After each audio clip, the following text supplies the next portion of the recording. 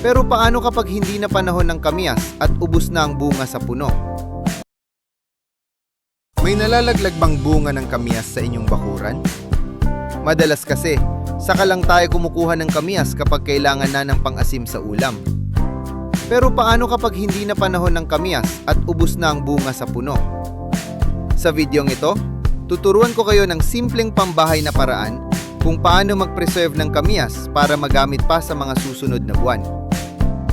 Alam nyo ba na kapag off-season ang presyo ng pinatuyong kamyas, umaabot ito sa halagang 800 hanggang 1,000 piso kada kilo sa merkado? Oo, ganyan siya kamahal. Kaya minsan, tinatawag ko na siyang si kamahalan. Kaya tara, samahan niyo ako sa proseso bago pa ito gayahin ng iba. Matapos pitasin ang mga hinog na kamyas, hiwain natin ito isa-isa sa gitna. Pagkatapos ay ilagay sa malapad na tray o bilaw para patuyuin sa ilalim ng araw. Kung may fryer o dehydrator kayo, pwede rin gamitin yon. Pero para sa mga katulad kong traditional style, aaraw-arawin natin ito ng 5 o higit pang araw hanggang matuyo ng mabuti. Importante ang tamang pagpapatuyo para maiwasan ang amag kapag itinabi na ito.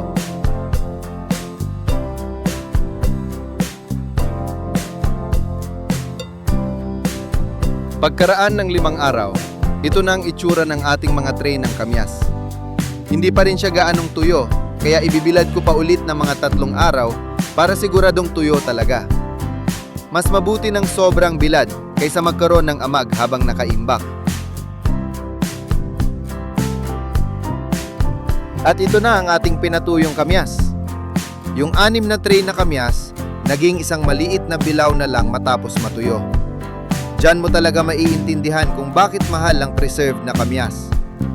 Yung isang malaking kaldero ng ane, halos maliit na lalagyan na lang ang natira pagkatapos patuyuin. Ilagay lamang ito sa garapon o tuyong lalagyan para iwas amag.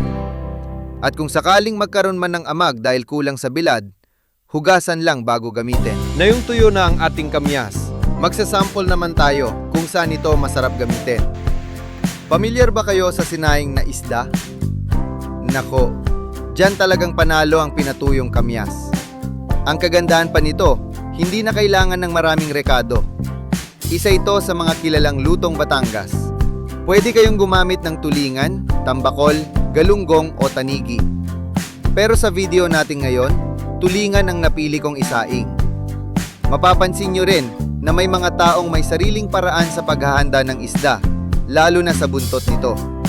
Iba-iba man ang estilo, nirerespeto natin ang bawat safe na pamamaraan. Ang sikreto raw ng mga Batangguenyo ay mahabang pagluluto at tamang kontrol sa apoy para lumambot ang tinik na parang sardinas. At mas masarap daw ito kapag sa palayok niluluto. Pero dahil sample cooking lang tayo ngayon, ordinaryong kaldero muna ang gagamitin natin. Oras na para maghugas. Hugasan ng isda at pati na rin ang pinatuyong kamyas. Ilagay ang isda sa kaldero. Siya kalagyan ng 1 dakot ng pinatuyong kamyas. Timplahan ng asin ayon sa inyong panlasa. Dagdagan ng dinikdik na bawang, mga 8 butil. Lagyan ng tubig hanggang matakpan ang isda para makuluan ito ng mabuti. Pwede pa kayong magdagdag ng ibang pampalasa, pero sa akin, sapat na ang kamyas, asin at bawang. Pakuluan ito ng halos 2 oras sa katamtamang apoy. Kung gusto nyong sobrang lambot ng tinik parang sardinas, mas hahabaan pa ang pagluluto. Kaya siguraduhin may reserbang panggatong o gasol. Pagkaraan ng 2 oras, narito na ang ating sinaing na isda. Subukan niyo ito sa bahay, sa kaldero man o sa palayok, siguradong masarap. At kung sakaling may matira at gusto nyong ibang style naman, pwede nyo itong iprito o kaya ay lagyan ng gata. Kaya kapag nagtanong ang kapitbahay nyo kung bakit ang bango ng niluluto nyo, simple lang ang isagot nyo. Iniluto ko naman siya sa ginataan eh.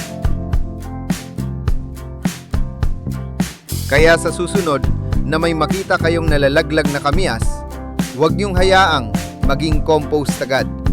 Baka mamaya, mas mahal pa pala siya kaysa ulam nyo. Maraming salamat sa panonood.